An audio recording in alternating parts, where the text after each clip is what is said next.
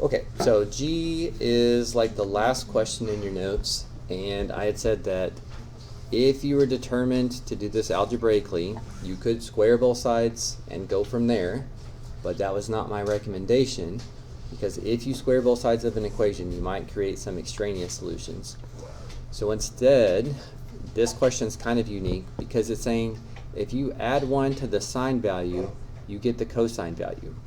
Well, thinking about the unit circle, there's only a couple places that are exactly spaced out by 1 like this. So this one makes more sense to just do guess and check on the numbers that are even possible.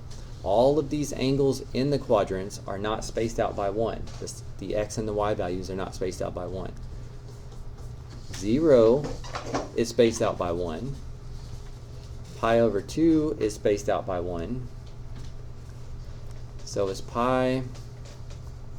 So is 3 pi over 2. Those are the only 4 places where sine and cosine are 1 apart. So those are the only 4 places you even have to check. So this is by far an easier method.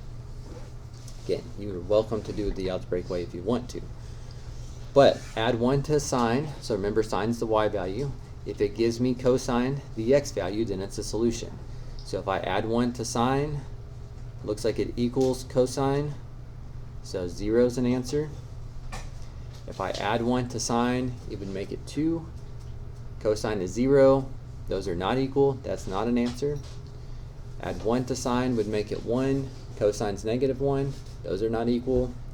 Add 1 to sine would make it 0. That would equal cosine. So also 3 pi over 2.